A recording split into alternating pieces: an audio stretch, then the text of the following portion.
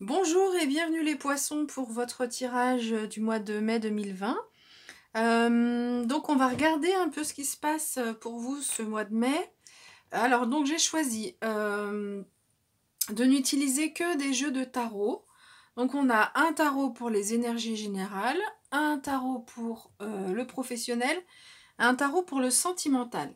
Alors pour vous, écoutez, il y a beaucoup de cartes qui sont arrivées, hein, donc on a pas mal de messages pour le général et le pro, un peu moins pour le sentimental, donc c'est peut-être un mois qui sera plus entre parenthèses au niveau sentimental. Alors, écoutez, on va regarder, je vais vous montrer chaque carte et puis ensuite je vais passer à l'interprétation. Je ferai pareil pour chaque jeu de tarot. Alors, on y va. Donc, première carte, c'est la carte de l'arcane sans nom. C'est l'équivalent de l'arcane sans nom. Cette carte ici. Donc là, sur le mois de mai, il va y avoir une profonde transformation pour vous. Ici, on a le 2 de coupe qui nous parle d'une relation amoureuse. On voit clairement, hein, il y a deux personnages qui semblent se rapprocher. Ensuite, donc, on a le pape qui est présenté ici donc à l'envers. Ensuite, on a le 3 de coupe qui nous parle de partage et d'amitié, encore une fois. Le 2, le 3. On a le 7 de coupe qui nous parle de plusieurs opportunités. Je vais détailler ensuite. Le 2 d'épée qui va nous parler d'un petit peu de faire le point. L'as d'épée. Vous passez à l'action. Ensuite, on a le valet d'épée, encore une fois, avec de nouveaux apprentissages. On a cette belle énergie du roi de bâton. Donc, on voit vraiment que qu'on a cette énergie avec un feu intérieur qui est très puissant, la volonté de faire plein de choses, beaucoup d'énergie. Et puis, ce 10 de coupe qui est magnifique. On voit ces licornes, une famille de licornes réunies avec un monde magique. On voit des petites étoiles un petit peu autour de ces licornes. Voilà. Donc vraiment beaucoup de messages. Hein. C'est vraiment rare que j'ai autant de messages qui tombent. Donc je vous explique comment je fais. Je mélange les cartes. Je pose mon intention d'abord au début. Je mélange les cartes. Et ensuite, je prends le paquet. Je mélange encore les cartes au niveau du paquet. Et je prends les cartes qui tombent. Voilà un petit peu comment ça se passe. Alors, on y va. Donc, l'arcane sans nom, comme je l'ai dit, c'est une carte profonde de transformation. Ici, c'est l'énergie générale. Donc, ça peut être au niveau intérieur, ce qui se passe. Ça peut être aussi sur un autre pan de votre vie. On n'a pas de précision supplémentaire avec cette carte, mais on verra après qu'il y a d'autres précisions. Donc ici, il est question de changement, de transformation majeure. Une transformation qui se fait parfois, comment dire, disons que c'est la faux qui passe et qui tranche et qui coupe sur son passage. Donc ça peut être déstabilisant. Voilà ce qu'on peut dire avec cette carte. On voit dans ce jeu ici, l'arcane sans nom est représenté par un loup noir qui peut paraître un peu effrayant. Donc c'est ce que cette carte nous dit, qu'il peut y avoir un peu ce changement peut initier un petit peu de frayeur. Alors frayeur c'est peut-être un peu fort, je ne veux pas non plus vous faire peur, c'est pas ça. Hein. Mais en tous les cas, un changement qui avance, voilà, qui tranche, qui avance et qui peut déstabiliser. Voilà. Ensuite, avec le 2 de coupe, donc on nous parle clairement de relations amoureuses. Alors, donc ça peut être un changement radical par rapport à votre relation amoureuse. Hein, ça peut être, on peut faire le lien entre ces deux cartes. Et donc, peut-être en particulier pour les célibataires, parce que le pape représente l'union, hein, c'est le pape, c'est lui qui unit les personnes, qui célèbre les mariages.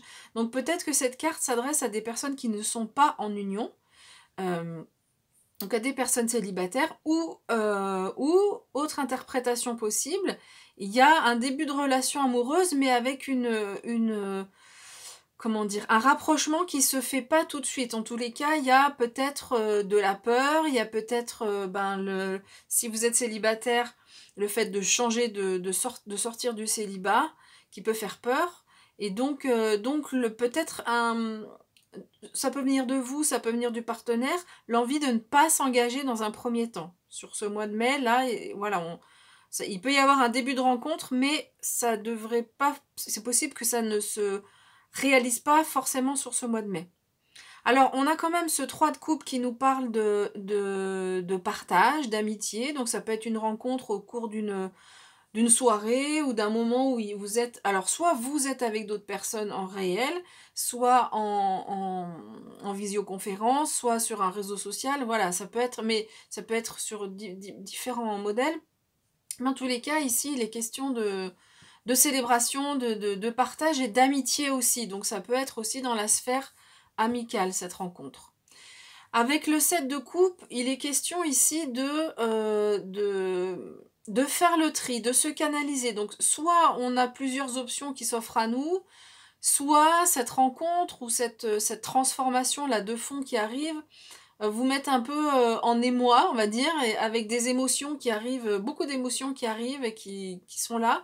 Donc là, on va vous demander de vous canaliser pour avancer, essayer d'avancer droit et puis de savoir ce que vous avez envie de vivre. Avec cette carte, c'est un petit peu le même message. Ces deux sont liés en fait pour vous aider à vous canaliser, à faire vos choix. Avec ce 2 d'épée ici, on va vous demander de vous regarder dans une glace. C'est-à-dire que donc le 2 d'épée, c'est la carte. Les épées représentent le mental. Donc on a un certain état d'esprit vis-à-vis de la relation amoureuse ou un certain état d'esprit vis-à-vis d'une personne. Et en fait, c'est comme si on ne se l'avouait pas, ou on voulait pas y croire, ou non, c'est pas pour nous. Ou, voilà, toutes ces questions-là qui tournent en rond dans le mental. Et là, on va vous demander de vous regarder dans le miroir, comment on pourrait dire, de regarder ce que vous pensez dans le miroir, regardez la réalité en face, voilà. C'est exactement ça, c'est prendre un temps de pause aussi, cette carte elle nous dit ça. Prenez un temps, donc ici, là, si ça tourbillonne un peu au niveau des émotions, si vous êtes un peu déstabilisé par rapport à ça, ou par rapport à votre relation, enfin au relationnel, au sentimental, pardon, prenez un temps de pause et regardez la réalité en face telle qu'elle est et pas telle que vous avez envie de la voir ou telle que vous pensez qu'elle est. Voilà. Quoi qu'il en soit, ici il va y avoir un passage à l'action. Avec l'as d'épée, c'est clairement passage à l'action, on tranche. C'est comme cette flèche ici, ça fuse. Une fois que vous avez pris votre décision ou que vous êtes canalisé, là vous allez avancer, trancher, lancer votre flèche. Et ça va être vraiment direct.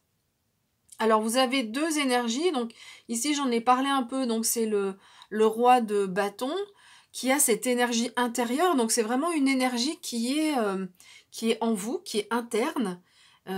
C'est la passion, ce roi d'épée, c'est vraiment la passion, c'est quelqu'un qui a envie d'être dans l'action, c'est un leader aussi, quelqu'un qui a du leadership.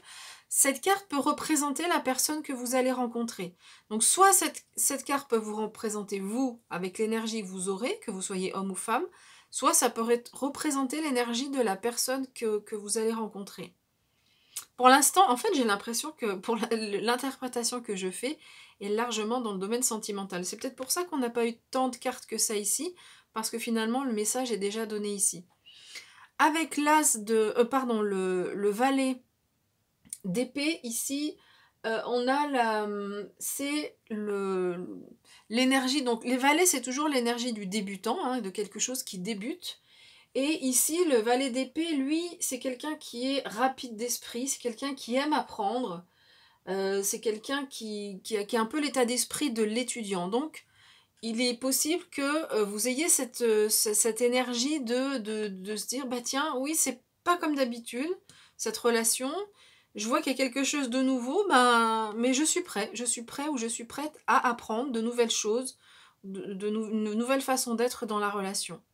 Et on a cette magnifique carte, le 10 de coupe, qui nous parle de joie. Tout simplement, c'est une relation qui vous mettra en joie. Alors, encore une fois, c'est possible que ça ne se concrétise pas sur le mois de mai. Parce qu'on n'a pas vraiment de cartes qui vont dans la concrétisation, les cartes des deniers, par exemple. Mais en tout cas, c'est une relation qui va vous mettre en joie. Donc voilà ce qu'on peut dire. Donc les personnes qui ne rencontreraient pas, j'ai la sensation que c'est un tirage qui va s'adresser surtout à ces personnes-là, aux poissons qui vont rencontrer quelqu'un sur ce mois de mai, ou un début de quelque chose. Hein. C'est pas vraiment, peut-être que, enfin, c'est les premiers rapprochements. Hein. On n'est pas forcément dans la rencontre, dans le début de la relation, hein, surtout avec ce pape ici, mais on voit qu'il y a quelque chose de nouveau qui arrive dans ce domaine-là. Donc c'est pour ça que ce message des énergies générales, peut-être qu'il ne s'adresse que aux personnes qui seront concernées. Alors ensuite, avec le professionnel, donc comme tout à l'heure, je vous montre chaque carte et ensuite je passerai à l'interprétation. Première carte, on a le 5 de bâton. Donc regardez bien ces personnes, on voit qu'elles sont en train de se battre avec les bâtons, mais on voit qu'elles ont un sourire. D'accord? Donc c'est pas une bataille difficile. Ensuite, on a ce 5 d'épée. On a la justice, qui est une arcane majeure. Ah, je n'ai pas dit les arcanes majeures tout à l'heure, je reviendrai dessus. Donc la justice, qui tranche. Ensuite, on a tempérance. La voilà, et qui est présentée à l'envers. Et on a le 9 de denier. Alors, on va regarder l'interprétation de ces cartes. Mais avant, je vais quand même donner donc, les deux arcanes majeures de l'énergie générale. Donc, c'est l'arcane sans nom. C'est une carte qui est plus forte. Les arcanes majeures vont donner un message plus fort que les arcanes mineures. Et le pape, voilà, qui est à l'envers. Alors, donc au niveau professionnel, c'est possible qu'il y ait des tests, comme s'il y avait quelqu'un qui nous met un peu au défi, mais c'est assez sympathique, c'est quelque chose qui est assez amical.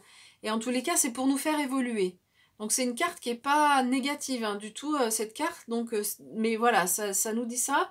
On peut avoir des négociations, des discussions, mais c'est quelque chose qui est quand même pour nous faire avancer. On va nous titiller, on va nous pousser vers l'avant. Avec ce 5 d'épée, écoutez, ce 5 d'épée, on voit hein, que c'est des personnes qui ont été dans le conflit et dans le combat. Par contre, cette fois-ci, hein, c'est plus le combat amical, mais un combat qui a été difficile. Et en fait, on voit que vous êtes le seul à être, ou la seule à être debout. Vous avez réussi, vous avez gagné cette bataille. Et on nous dit que c'est la fin des périodes de conflit, ici. Ou en tout cas, ce qu'on nous dit, c'est que si il y a ce genre de test de négociation, c'est pour aller de l'avant et on vous invite à ne pas rentrer dans le conflit parce que pour vous, c'est fini cette période. Il y a eu, vraisemblablement, ce que nous disent les cartes, c'est qu'il y a eu des conflits au niveau professionnel, mais ici, c'est bon, ça s'arrête. Vous êtes arrivé au bout de ce chemin des conflits dans le professionnel. Parce que la justice a tranché. La justice divine, ici, c'est le glaive de la justice. C'est la justice divine qui a tranché pour vous, qui a dit maintenant ça suffit, c'est plus votre chemin, les conflits, ça sert à rien. On est plus dans cette énergie de oui, on se teste, on se confronte pour aller de l'avant, pour progresser, mais pas pour se faire du mal. La justice, c'est aussi une carte d'équilibre. Pour moi, elle est représentée dans ce jeu avec ces bijoux qu'elle a dans les cheveux, qui sont équilibrés, hein, qui sont à la même hauteur. Donc, il y a un certain équilibre là dans votre vie. La justice est une arcane majeure. Donc, le message ici donné est donc plus fort que les autres. Donc, il y a un équilibre ici qui est retrouvé dans votre vie. Alors, professionnel, le glaive, là, ici, de la justice, c'est possible que ça se tranche sur ce mois de mai. Peut-être que c'était un peu dans des énergies d'un passé assez proche, mais c'est possible que sur ce mois de mai, Là, ici, il y a le glaive de la justice qui tranche pour arrêter ces histoires de conflits ici. Et pour retrouver un équilibre. Alors, on a quand même tempérance. Tempérance, c'est une carte d'harmonie aussi, d'équilibre. Donc c'est possible que on voit cette justice qui est au milieu là entre les deux. Donc c'est possible que sur le mois de mai il y a aussi un manque d'équilibre. Moi je dirais peut-être au début du mois de mai ou à un moment donné, enfin avant que cette justice se mette en place. Il est possible aussi ici qu'on vous demande de travailler autour de la communication. Moi je lirais ces deux cartes ici, le 5 d'épée avec tempérance, parce que euh, euh, ici on vous demande de ne pas rentrer dans le conflit et d'améliorer votre communication, d'avoir une communication harmonieuse, d'avoir une communication en douceur, dans le respect de l'autre. Et du coup, ça va vous demander peut-être que cette bataille ici, c'est une bataille intérieure, c'est-à-dire que ça va vous demander de prendre sur vous pour ne pas rentrer dans le conflit, mais le conflit est stérile. On voit ici cette carte, les couleurs sont assez tristes, même si cette personne a gagné, mais finalement c'est assez stérile. Il y a cette personne qui du coup est malheureuse, la personne qu'elle a combattue, bah, elle est malheureuse, et c'est ce qu'on retrouve aussi bon, dans des situations de guerre, hein, où finalement les peuples souffrent pour quel but. Donc ici, on va vous demander vraiment de travailler votre communication. Ça va peut-être vous demander du travail, un effort, ce travail de communication pour éviter de rentrer dans le conflit, mais la justice divine va trancher en votre faveur. Ça, c'est important que vous le sachiez, et c'est important que vous respectiez ceci parce que ici, on nous dit que si vous recommencez avec cette histoire de rentrer dans les conflits, ben vous repartez dans un cycle d'être toujours sur les mêmes schémas. Alors qu'ici, on nous dit qu'il y a une transformation pour vous qui est importante. Donc, c'est vraiment ce qu'on voit dans ces cartes au niveau professionnel, c'est que donc on vous demande vraiment de travailler ça. Il y a une évolution pour vous, les conflits c'est fini. Alors, s'il en reste sur ce mois de mai, ne rentrez pas dans le conflit, même si ça vous demande un peu de travail, mais plutôt surveillez votre communication. Et avec cette carte ici, le 9 de denier, on nous parle d'indépendance. Alors, ça peut être l'indépendance financière, hein, cette carte, puisque ça parle des deniers, mais si on regarde au niveau personnel, c'est plutôt cette capacité à dire non, cette capacité à vous affirmer tel que vous êtes, sans rentrer dans les conflits, tout en ayant une communication équilibrée, claire, tranquille. Non, c'est comme ça, voilà, moi comme je vois les choses. Si ça se passe comme ça, voilà moi comment je ressens les choses. Et si c'est pas possible, alors je change de chemin de façon très simple. Voilà.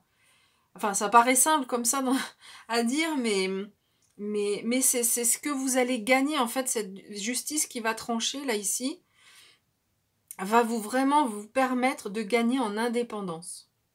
Voilà comme je ressens les choses. Alors, au niveau sentimental, donc on a deux cartes qui sont assez importantes. Enfin, les messages sont assez importants, assez clairs. Donc on a la carte des limites. Donc regardez cette carte, il y a une corde ici hein, qui est à son point de rupture. D'ailleurs, quand j'ai vu les cartes qui étaient tombées, je me suis posé une question et je me suis dit que finalement le message est... Ce que je vais vous dire peut peut-être vous paraître contradictoire, mais pourtant ne l'est pas. Donc bon, on va voir par la suite. Et puis cette magnifique carte, regardez. Le couple sacré.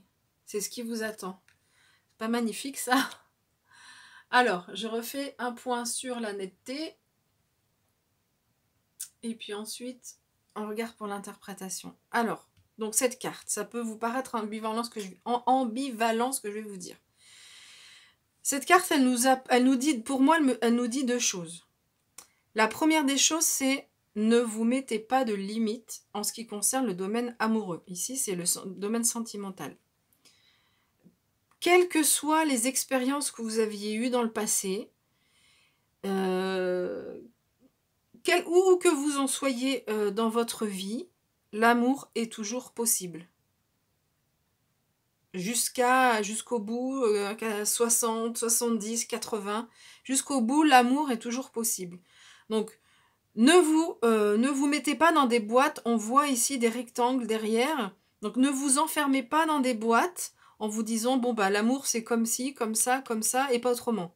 Donc, si j'ai pas ça, c'est pas la peine. Donc là, c'est vraiment important, ce premier message de cette carte. Si vous rencontrez quelqu'un qui ne correspond pas à ce que vous aviez envisagé, eh ben, on vous dit que si, c'est possible. Ici, pas de limite. Mais pour autant, cette carte, elle nous donne une deuxième indication, c'est que pour soi-même, c'est important de poser des limites. Alors, j'ai encore pas...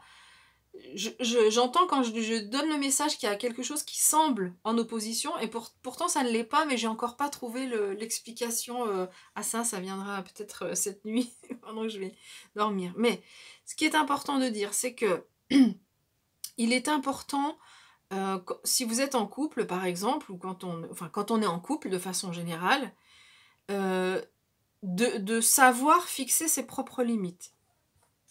C'est un peu ce qu'on a dit tout à l'heure, c'est à la fois savoir dire non, enfin gagner en indépendance pour savoir dire non, mais sans rentrer dans un conflit non plus qui sera stérile.